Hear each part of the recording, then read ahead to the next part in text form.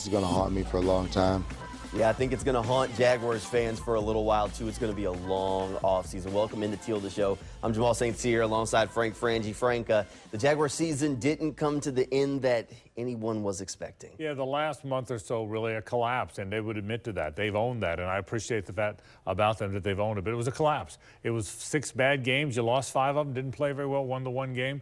I think you have to go back and look at what went wrong. An 8-3 football team that had all those expectations fell apart at the end. And Doug knows that, and the players know that, and they've admitted to that. But now you have to go back and see what happened. Why did it go so bad? We all have our theories about it, but certainly a season that went bad at the end. And it's a gut punch for everybody, Jamal. It truly is. Now, when something like that happens, a collapse that maybe the worst in franchise history, from 8-3 to missing the playoffs, a 99% chance of making it, somebody has to take the fall for that. There's enough blame to definitely be passed around, but there are going to be some shakeups that come not just to the roster, but to the Jaguars coaching staff. The first ripple, defensive staff and defensive coordinator Mike Caldwell fired, according to reports. Definitely a change that maybe some of us didn't see coming when we sat here and said multiple times this year that it felt like a defensive football team. Yeah, no question. And certainly the season started that way. And you don't know what goes on behind the scenes. How's the communication? Is Mike communicating to his coaches? Or his coaches communicating to the players? You have to have a rhythm and a chemistry. And that usually turns into productivity. I didn't know if this was coming. I think you and I just found out about it about the time it happened. So I was a little surprised by it, but I'm not shocked by it. I do think Doug Peterson wants to get this right. I think it's very important to him, very important to Shad, very important to Trent Baalke. Let's get this right. You're too close now. Remember, it's still a 9-8 football team that was very, very close this year to get into the playoffs again. You've got a future there. Let's get it right out of the gate, and that's what teams do. Making a change like this one, I know it's still fresh. Yeah. Do you have any idea on the direction that he might want to go with the defensive coordinator? Now, one of the things that at least caught me by surprise when Doug got here was he went the inexperienced route with coordinators. You think he's going to go for a more experienced approach this go around? Will certainly be a guess. I'm not going to act like I know more than I know on this one, so I would be guessing. But it is a young staff, and when you have a very young staff bringing in more of a veteran player, I can tell you that over the years, the veteran defensive coaches have had a lot of success in the league, Jamal. They really have. Jim Schwartz among them. They're in the playoffs now. Wink Martindale among them. Veteran defensive coaches who have done it for a long time tend to have success in this football league. Now, that doesn't mean that's what Doug's going to do, but it would not surprise me if they brought in a veteran guy that's been around the league. That seems to be what really works. Kansas City's doing it. Cleveland did it. The Giants, of course. So many teams have done it. Wouldn't surprise me if they do it as well. Definitely something that we'll be keeping an eye on as the offseason moves along. One thing is for sure, Jaguars roster and locker room will not be the same today.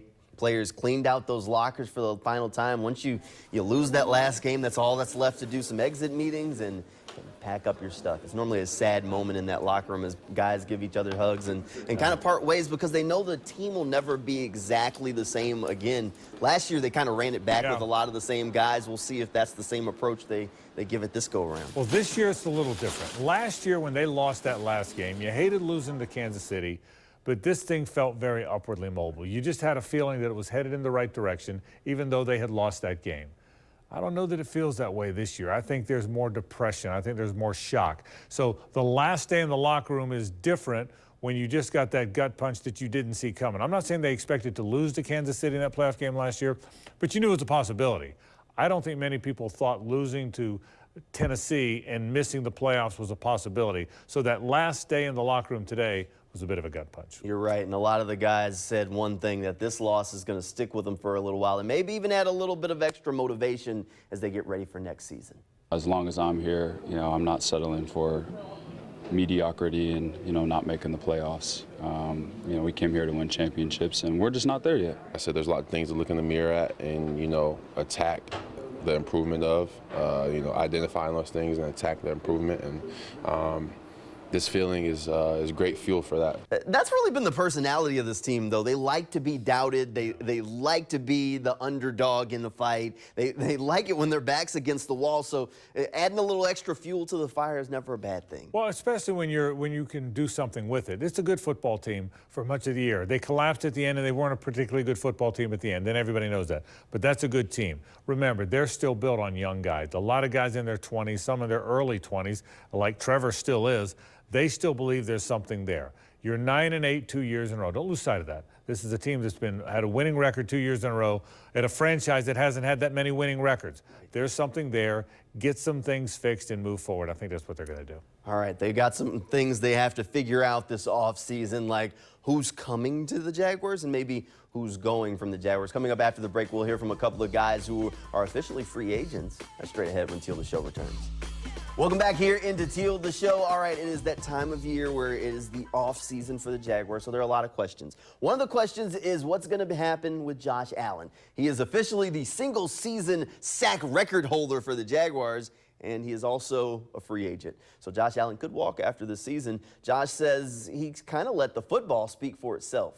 I've always just focused on football and did my part. And if I can do that, then everything take care of itself. So, you know, the business is the business. You know, we'll have conversations down that road, but, you know, at this very moment, you know, I'm still trying to get through this situation and grow from it. Look, this should be an easy one for the Jaguars. You got to get a deal done with this guy. There's not many chances to bring in a guy or keep a guy like Josh Allen.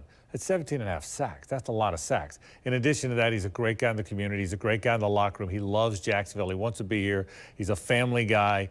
You just don't get that many opportunities with a player like that who's a really good player. And it's not just sacks, it's pressures. He plays in space. He ran back a fumble for a touchdown in a huge game a year ago. Josh Allen, I can't imagine that somehow, some way, number 41 won't be here. He's a very big part of this current team and a big part of the future. I really like Josh Allen. He's one of my favorite guys. I mean, he's just one of my favorite guys on the team. I've always said that. I think he'll be here. This one should be a no-brainer. If they can't get the long-term deal done before, you franchise tag him and then get the deal done with a little bit extra time. There's no question that Josh Allen has to be a Jaguar for life. Has to stay here. All right, another guy that is technically a free agent, Calvin Ridley. He's spent 1 year with the Jaguars after they traded for him a year ago, and now his contract is up. Now, the Jaguars with Calvin Ridley is a little bit of a different situation because of the implications for draft compensation for the Falcons. But Calvin says he'd really like to stay in Jacksonville. I don't really care to learn other people and plays and all that other stuff right now. But, you know, God is going to find out where I belong. And, you know, if the money right, you know, I do need some of that. We're gonna figure it out. You know, you get the feeling with a guy like Calvin who had been away from football for a little while that a second year in the same system with the same quarterback back to football, that he'd take another step forward and it would definitely be a good thing for him. I really hope he's here. I think it's a good thing for him. I think it'd be a good thing for the football team. He had to get it. He hadn't played in a while, so he had to kind of feel his way again, and I thought he did a great job. Remember, he had to play.